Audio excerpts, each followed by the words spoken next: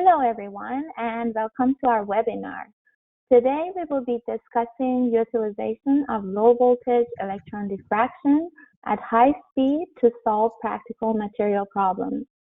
My name is Anna Paksad. I am the product manager for diffraction line here at Gatan and I will be hosting you today. Our guest speaker is Dr. Roberto dos Reis from Northwestern University. Roberto is specialized in advanced characterization of a vast range of materials using transmission electron microscopy techniques. He has Bachelor of Science, Master of Science, and Ph.D. degrees in physics. And in 2018, Dr. Dos Reis joined Northwestern University as research assistant professor in the Department of Material Science and Engineering after a postdoc period at NSEM Berkeley. He also acts as scientific officer for NUANCE Center. His research focuses on developing and applying experimental TEM-based methods to convey a direct relationship between the properties and the atomic structure by combining spatial resolution and chemical sensitivity. If you have any questions during the presentation, please submit them via the question pane, and we will try to address those at the end. Roberto, thank you very much for accepting our invitation to give this talk, and it's all yours now. All right, can you hear me well, Anna? Yes, I hear you. Perfect. So good morning, everyone. Oh, good afternoon. So thank you for that kind introduction, Anna, again. So as Anna mentioned in the beginning, so today I'm gonna be talking about applications of low voltage electron diffraction using what I mean here by low voltage is like voltages at 80 or less kilovolts at high speed to and show some examples, like practical examples to solve like materials problems. So especially here, a few examples here that I want to show is that using like the new Stella camera from Gatan that was recently released, I believe last year, like mid last year. And then we are here in Northwestern, we are fortunate to have that, one of the first places to have that. So the outline of my presentation, I'm going to go through a brief introduction to electron diffraction just to put everyone on the same page, and then talk about the electron diffraction acquisition, especially like the Stella camera and the 4D stem here. That's what the majority of the data will be based on. Some applications using the potential of this camera, and discuss a little bit about like future implementations such as micro ED, like micro electron diffraction, and spectroscopy here, as well as like data management and high throughput characterization of nanoparticles. So before I start, I'm just going to go through explain a little bit the place that I am now. So I'm part of the NUANCE Center and Department of Material Science and Engineering at Northwestern. So the SHINE, which the NUANCE Center is part of the SHINE, which is like the concept of SHINE was like to tackle challenges of like soft and hybrid materials. So it started like 5 years ago, and then we just recently renewed to 5 more years. And then SHINE encompass like many different facilities, including NUANCE. And then the idea here was to have access to multiple facilities. For example, if you want to prepare your APT atomic probe tomography sample, you can use an FIB in one facility and just go the same building basically and characterize your sample using APT, and then go back to TM, for example, and use the TM facilities here. And it has a close connection with University of Chicago and Argonne National Lab as well. So more specifically about NUANCE, I'm here on EPIC, which is the Electron Probe Instrumentation Center. And also NUANCE also has like 4 other facilities that tackle like different niches here, including like biocrio and like nanofabrication and surface analysis. So it has been growing. So if you have any questions about the facilities and how to contact us, just like please just search us on NUANCE website, or just please feel free to contact me directly too. I can point you to a person. So starting with like electron diffraction, just I always like to start presentations about electron diffraction showing like 2 examples.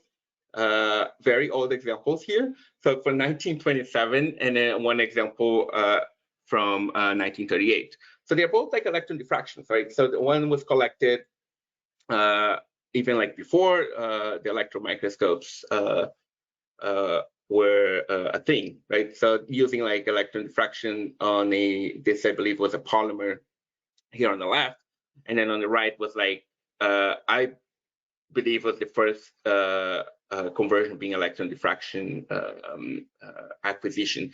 And one thing in common about those 2 is that they were acquired at low voltage, right? So the one on the left here was collected at 13 kilovolts, and the one on the right was collected at 45 kilovolts, which is relatively low to the standard microscopy that we all familiar with.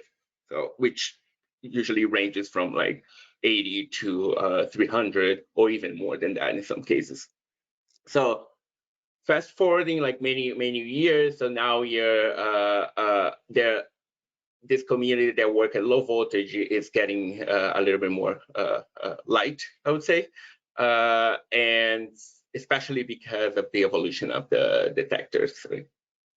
So we're probably familiar with this type of diffraction, which is like the select area diffraction, right? So the diffraction methods in general, they are employed to identify like different materials, right? And typically to measure like lattice plane spacings, and for determination of the crystal orientations if you sample crystalline, and different orientations of grains if you sample with polycrystalline, texture on like different materials. And you can use like extra features, for example, extra spots, streaks to like characterize antiphase structures, precipitates, etc. Right? So the introduction of the scanning, I guess like rather like before introduction of scanning, you do have a possibility to tune the angle, right, by changing basically your condenser aperture, right? So tuning that probe, I would say, to like more converged, and then we call in the past like stationary probe, that you can unlock like different modes, I would say here, and this is called a conversion being electron diffraction. So with that, by increasing that aperture, we change basically like the Bragg spots diameter, and the beam and the diffraction spot are like extended to like circular discs, right? And this is it's really powerful to like basically like characterize like to obtain different information about samples. So I'm going to go through like few examples here, like thickness determination, like lattice strain, using like a technique called like large angle CBAT, for example. It was like used by like semiconductor industry, for example, to measure like strain in like silicon nitride.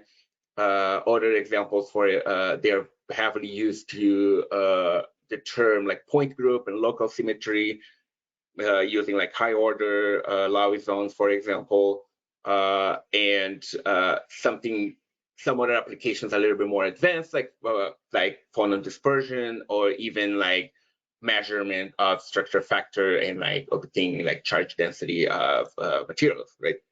So just a quick overview to show how powerful like electron diffraction is in like many different fields, right? So, and the ability to use that at different voltages and at high speed will like unlock like different possibilities to obtain more and more. This expand these applications to like different areas too. So a little bit of a acquisition here, and then later most of it, I guess like all of the examples that I'm going to show would be data that were collected using the Gatan Stela camera. So one thing that I want to go just do a quick recap here on, there are like other webinars about that too, if you want to, if you search on the Gatan webinar, Gatan webpage about like 4D STEM. But basically what it is just use the conversion electron beam that I've just showed before, when you produce like your disk, like your transmitted disk, and you add like a sample in a way, so you have your basically your configuration that you use for scanning transmission electron microscopy here. So where you typically use like angular dark field and bright field to collect their images, right? But with the introduction of high-speed cameras, so you may find like as direct detectors or like fast pixelated cameras or hybrid pixelated cameras such as Stella. So they can acquire these diffraction patterns at the same dwell time that you usually use for STEM acquisition, right? So in the microsecond range. So you basically get extra information, or all the information that you're throwing out the diffraction pattern now using to probe the material in different ways. And there are like many different examples on that you can tune the angle that you collect that, the semi-angle aperture that you collect that for different applications. If you want to change like the ratio of like dose versus like spatial resolution, and then there are like many references for that too. But one thing that I want to clarify here, for example, is that all like the dimensions of that 4D STEM, right? So you have like your 2D X and Y spatial real space sample, right? And then you scan that and you get like many probes, which is like your QX and QY here. That is your like 4D STEM. There are ways to expand that. So there are examples showing like for example 5D STEM, where they use like the time as a 5 dimension.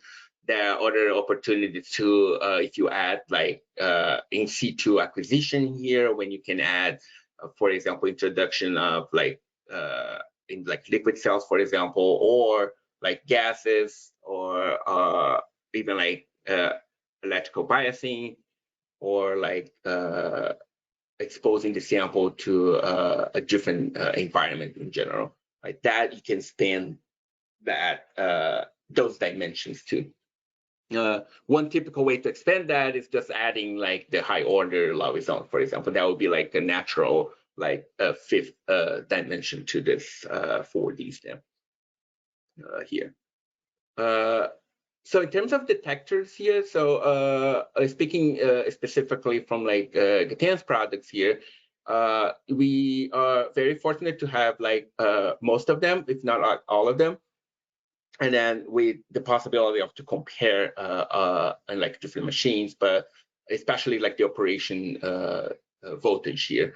So one thing that makes Stella a little bit more special here in comparison to the others is the fact that operates the range of operation, which is performs better. Which is at the low range here, like from 30 to 80 kV. Although it can also operate up to 200, but it's more dedicated to lower voltage.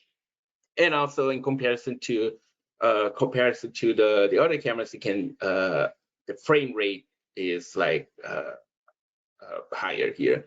It's like up to 16,000 frames per second. there will be different situations where you can pick the best detector here. So for low voltage, I can tell that like Stella will perform like much better than the others. Going on the applications now.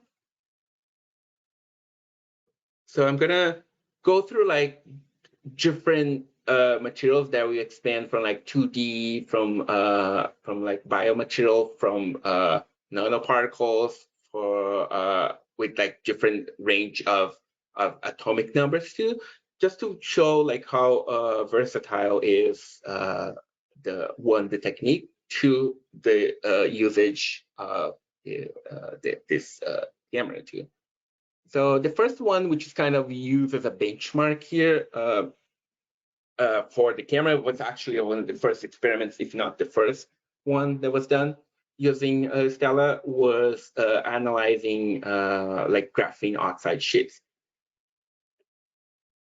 So we may know graphene oxide has like different applications, but one you may be more familiar with is like using as a foil to for like grids, like TM grids that you can actually prepare like a biological sample or like soft matter samples on top of it.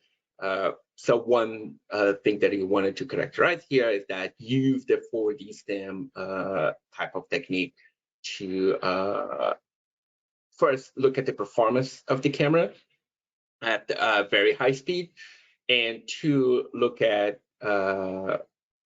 how can you like actually like determine or probe the sample, like looking at this different grains when you synthesize them. So this is a quick example here when you can produce using your 4D stem data set. You can produce your dark field, as you probably know, and you had that by using like virtual masking. And then, but one thing that I really want to point it out here is just this is the average diffraction pattern, right? So this is like averaging actually like 256 by 256 diffraction patterns. So it's you can really see like from the center disk to like a higher diffraction disks here. So one thing that is important here, so you may usually have noticed at this point, is that so most of the diffractions when you collect it, you have to use like the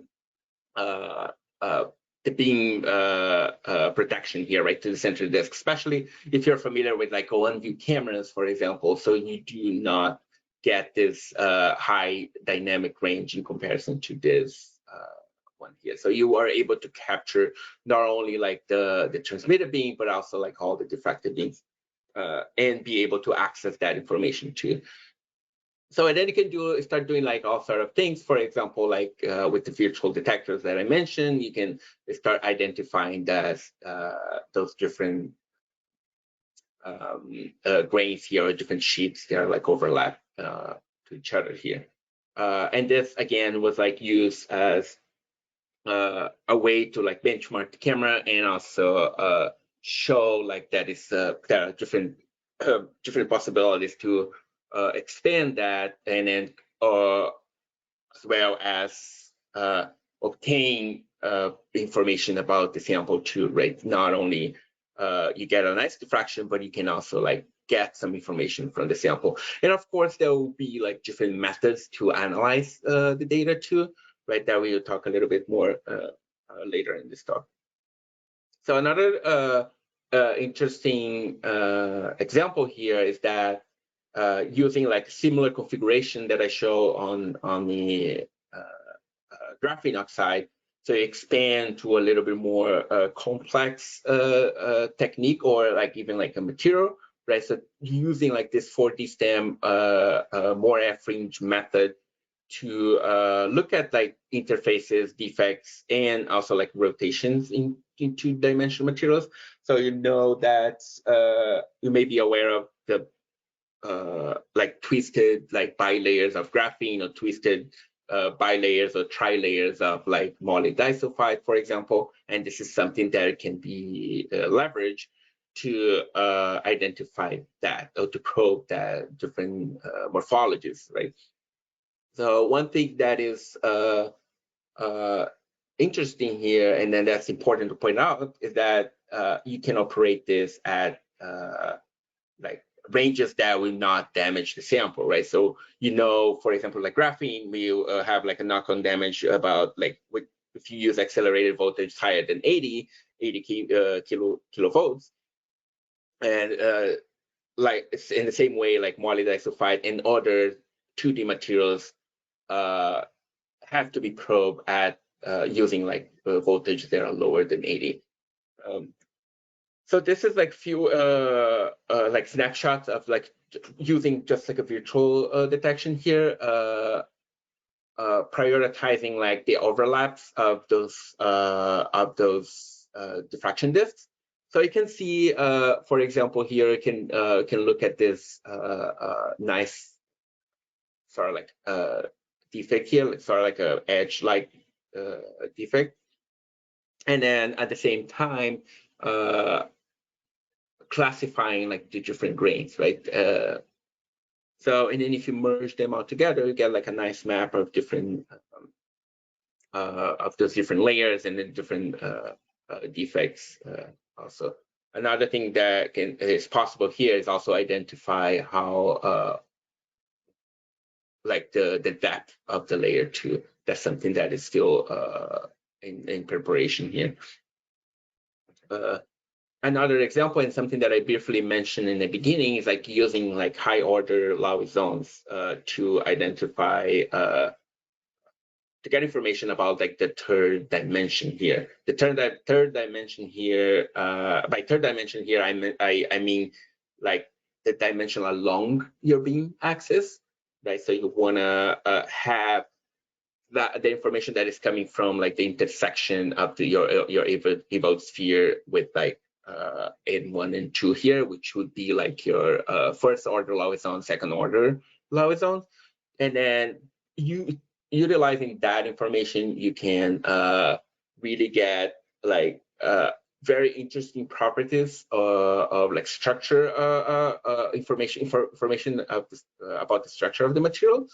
So, for example, in our case here, that we use this sodium copper sulfide, which has been identified as a chiral compound that shows like spin splitting in the electronic structure, and also like some other like exotic physical like properties, like such as like Dresser-Hall spin splitting, and then that is like directly correlated with the chirality of this material, which can also be switched by applying like stress in the material. So there are definitely a work here on the design and synthesizing such material. And this is a great work done by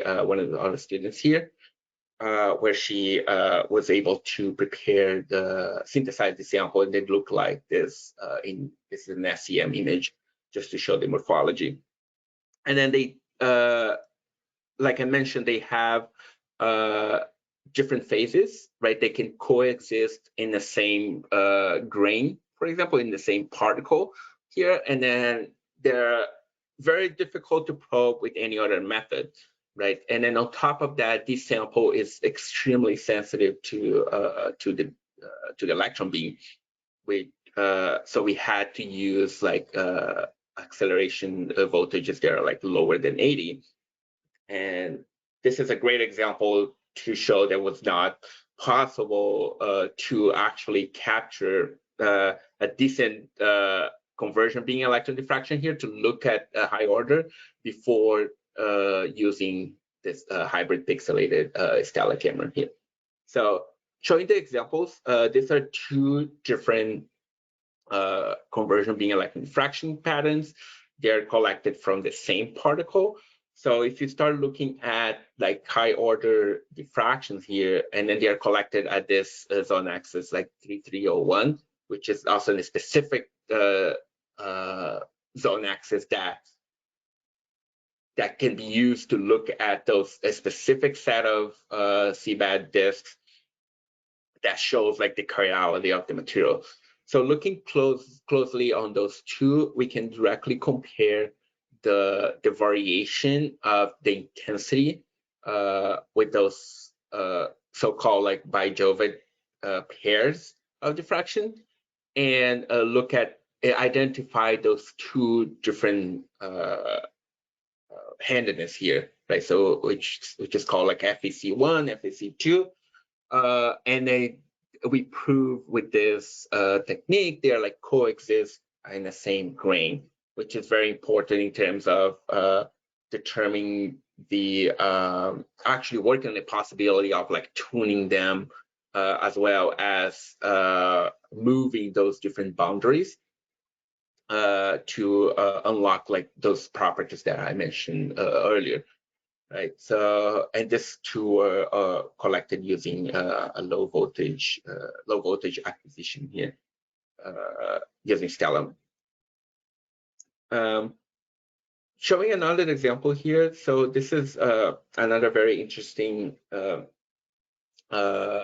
project that has been, so one of the students here, Caroline's been working on it, which is mapping the structures and interface in those heterostructured nanoparticles. So what she's been doing here is basically like synthesizing like thousands and thousands of these particles using this called like lithography, like pan lithography technique, which allows you to synthesize this array of multiple nanoparticles with I would say like thousands of nanoparticles here with different compositions. And what we want to do here is that using the high speed of this camera to probe like as much particles that we can in this case to have like a better statistic. So one thing that we're interesting on here, and of course I forgot to mention, but is with different compositions too, in different multiple elements in the same nanoparticle as well. So one thing that is very important here is the interface between this like different phases within the nanoparticle, right? Because they can facilitate like coupling between like different materials, and also like unlock different properties and mix and match like functionalities, for example, of different metals in this case. So one important thing here to look at the strain.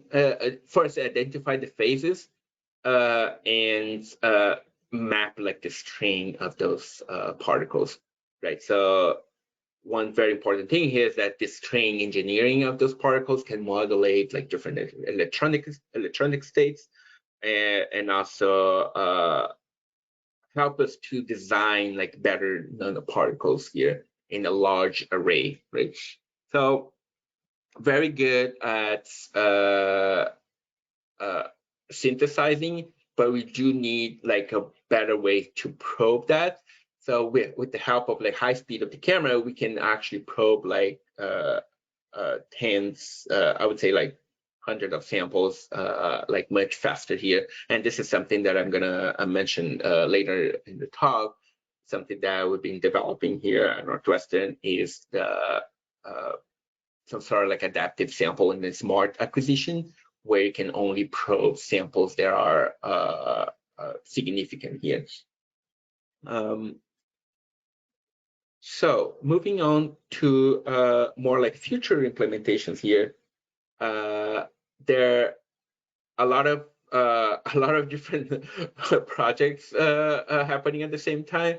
But one of this, there are many groups here in Northwestern that are excited about is that using Stella integration with the GMS to collect micro electron diffraction, right? So micro electron diffraction became like very popular, like in the last like few years.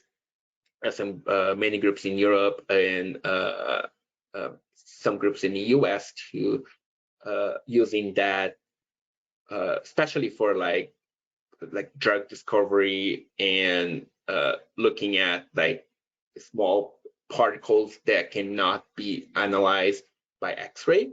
So basically, like micro-ED like fills that gap in like structural biology, right, where the X-ray are not it cannot be reached by X-ray. And then there are like lots of like improvements on especially on the software acquisition, and then that's something that really adds to the pile, is that this integration with Stella and GMS. Yeah, so GMS is the microscopy community is very familiar with. So, and then one thing that I can speak from the perspective of the facility is that, especially when you have a large community that is very like diverse in terms of like samples, having something that is integrated is key to be able to switch users very quickly, right? So for example, some of you listen now, they probably work in a large facility, and some days they have users in the morning, in the afternoon, they're working completely different samples. So having that integrated is like very important for us. So a little bit of the micro-ED here, and this is one example collected with Stella. We can do, so with this integration, which is actually called, it is called latitude D for diffraction, can collect data in two different ways. So with the discrete steps, which is you set up your step, your rotation step, right? So your angle on your holder, your goniometer basically, and then collect those multiple frames at the frame rate that you desire, right? Depending on the sensitivity of the sample, and also your the voltage that you want to use too. And the other way to do it is by continuously rotating that goniometer to collect the sample. And this is one example here. This is already like the data is already merged, and this was collected, I believe, it was like minus 70 to 70 degrees. So there is a shadow here that was not covered by that. So there are multiple functionalities too, and I'm just going to go quickly through them just to show briefly. And that's something that we recently installed here at Northwestern. So it basically follows the procedure that you use for like cryo-EM single particle acquisition, where you collect you map like different regions, right? So you have like a sort of like an atlas that you map out regions that you have with particles, and then you can go directly to those positions and collect either like a survey diffraction, which is just collect one diffraction, right? And you can use that to merge with different particles that are oriented like in the different zone axis, or you can use that particle and collect a like a diffraction tomography data set. And that works in a similar way that other software work, but with the advantage of being like integrated with your system already. So it helps us in like multiple ways here at Northwestern. But this is just a quick snapshot when you just do is integrated directly on the GMS. That's probably, you know, most of you are familiar with this interface to this point. So another application that we are very excited about is that actually using low voltage spectroscopy. So this is one example of that was collected at 60 kV here. There are possibilities to go lower, right? But especially for this type of sample, this is like a silicon nanoparticle encapsulated by a 2D material. In this case here, molybdenum. And this type of morphology shows like a coupling between the silicon nanoparticle as a resonator and an excitonic resonator of like molybdenum. So it can really be used to like split peaks in the magnetic dipole mode and using as the dipole mode of silicon here, just to correct, and the excitone wavelength of molybdenum here. So it's a very like unique morphologies, and then difficult to probe, especially with the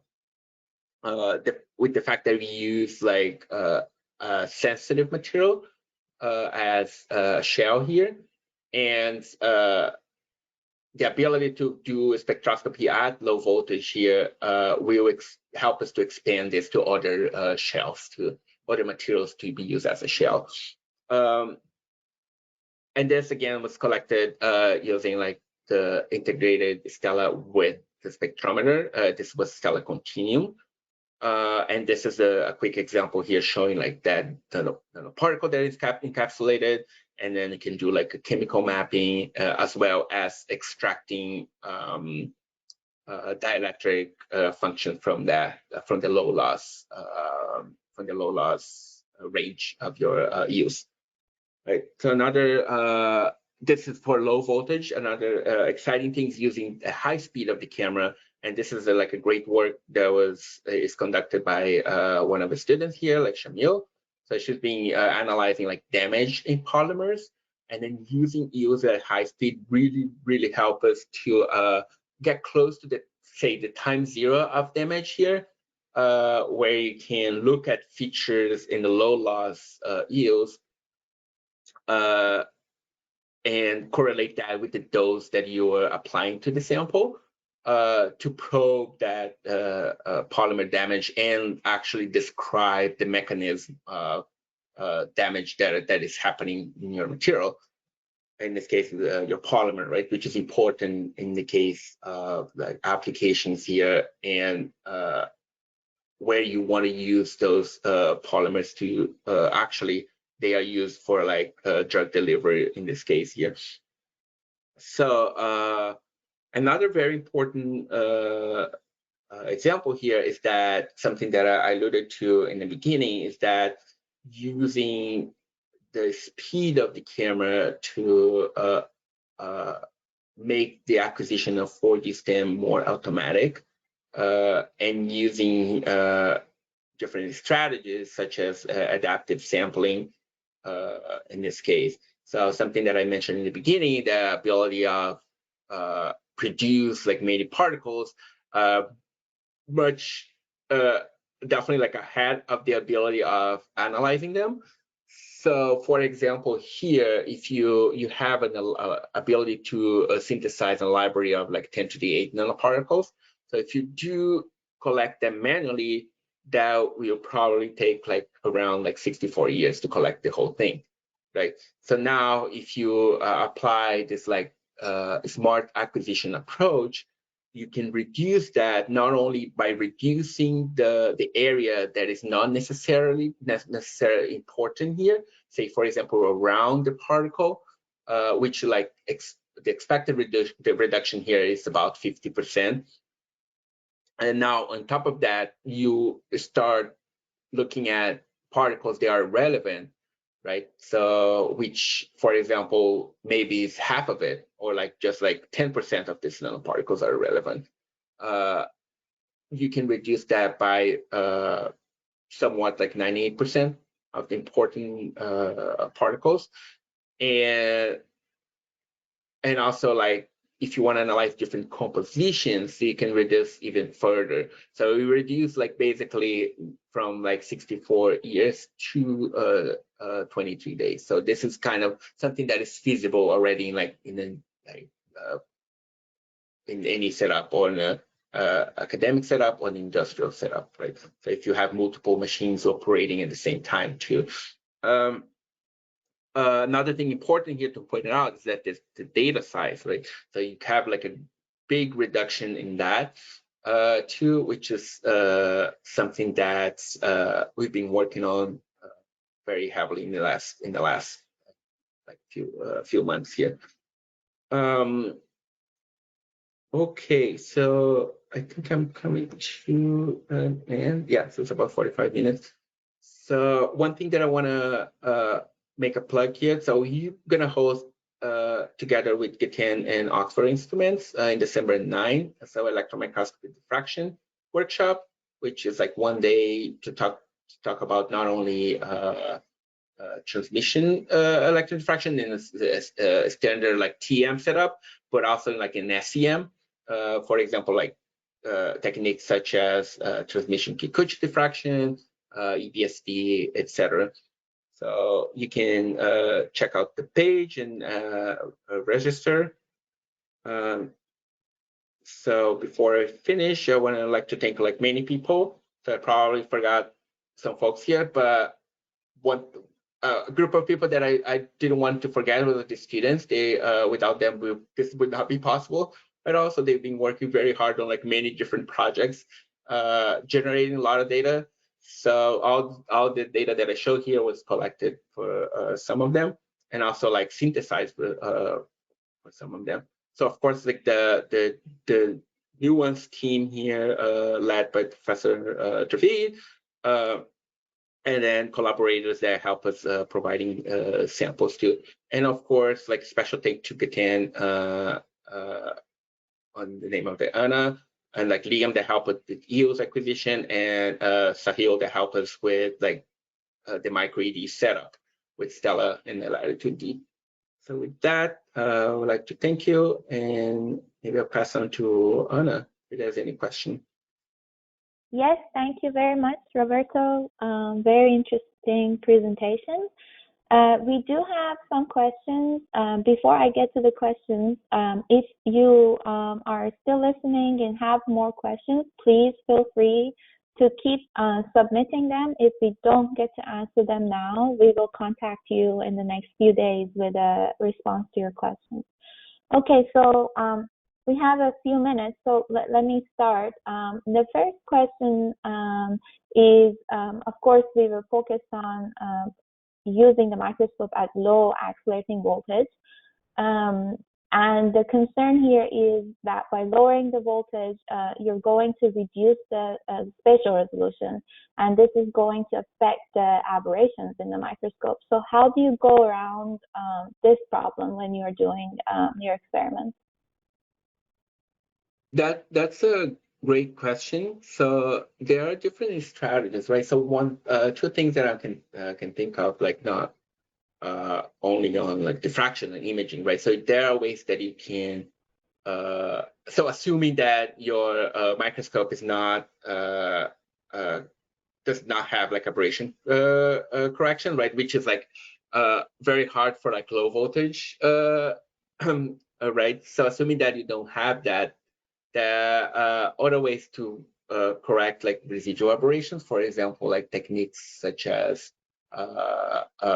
like exit wave reconstruction, for example. You can correct like for aberrations, like residual aberrations, using more like the scanning diffraction technique. You have like dichography, right, that you can measure and correct those aberrations. It's something that because at the time I didn't have time to talk about that much, but yeah, so dichography is one great way to do it. And then also like dichography benefit from the Stella setup here at low voltage, since it has like a great like dynamic range on top of like the speed, right? So that's something that I can use to correct that.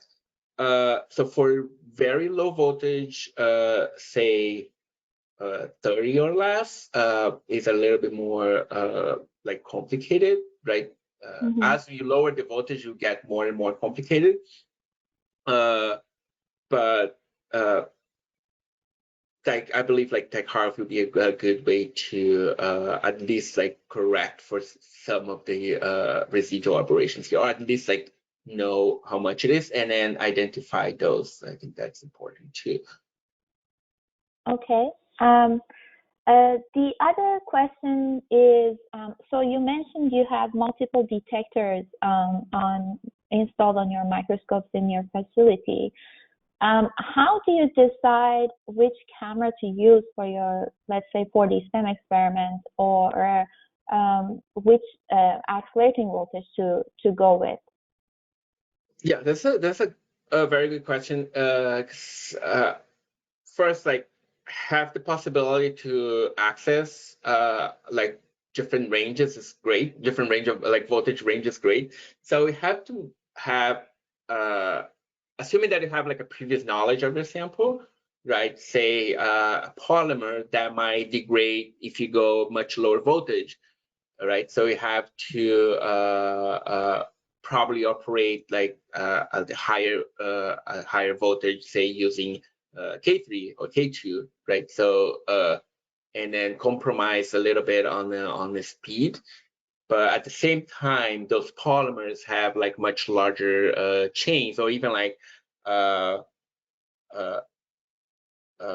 metal organic frameworks, for example, they have like large pores, right? So the structures have a large like lattice parameters that you may not need like great like spatial resolution. So you go or like large like or like high speed acquisition better. That you can still like compensate for some of the drift. So you compensate something on the acquisition, and then operate at the higher voltage with the lower speed, right? That's one of the data points that you may have. And the other portion is that you need to know if the sample degrades or not, right? So that a lot of these soft materials, they suffer from radiolysis. Radiolysis damage, so you have to work on a higher voltage or compensate using like cryo voltage, right? Which adds another layer of complexity, or it might add some drift, and then you have to actually know, have some previous knowledge of the sample before you decide. But basically, your decision will be dominated by how your sample damaged, what's the spatial resolution you need, and also like the field of view that you need, right? So some of the cameras you reduce that too.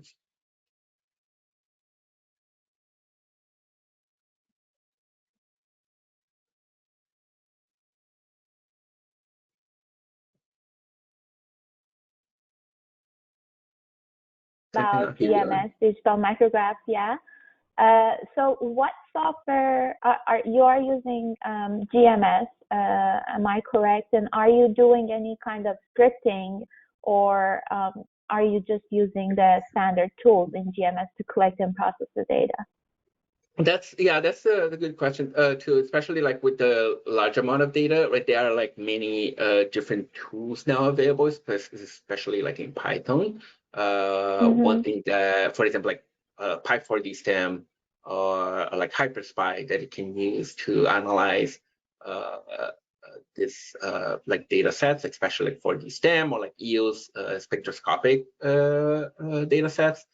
One thing that is great about the new version like GMS that we actually been using is that integration of those tools with GMS, right? So there has like a way to run like this Python modules into GMS. So for example, if you want a quick analysis of a diffraction pattern, you can just run a script on your using GMS, like one of I believe like 3.4. If you have like 3.4 version, you can already run the Python version. So, and this is great, especially for the last topic that I mentioned on adaptive sampling.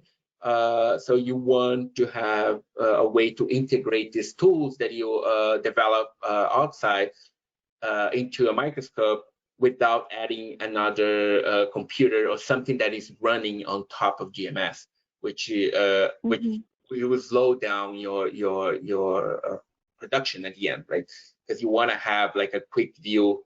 For example, one quick example here would be like differential phase contrast, right? So that's something that I didn't mention here during the talk, but you use like a 4D stamp to measure basically like the electric field in your sample. So that's something that can be done on the fly, for example, when you use those like integration, like the Python scripts that you have with GMS.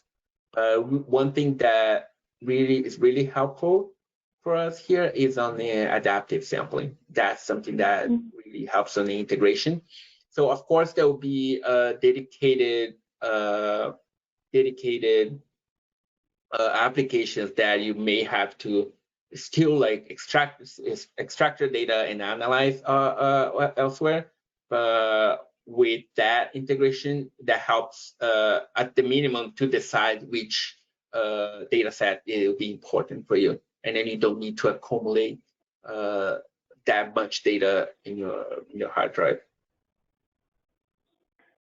Okay, thank you very much, Roberto, again, for accepting our invitation. I think this is all the time we have. If there are remaining questions, we'll get back to you within a couple days via email. Thanks, everyone, for logging in and listening to our webinar. And if there's anything else, Roberto? That's I think that's all. Thank you very much, Anna and the Gatan team. So yes, I'll see you next time. Yeah. Yes, thanks everyone. Have a great rest of your day.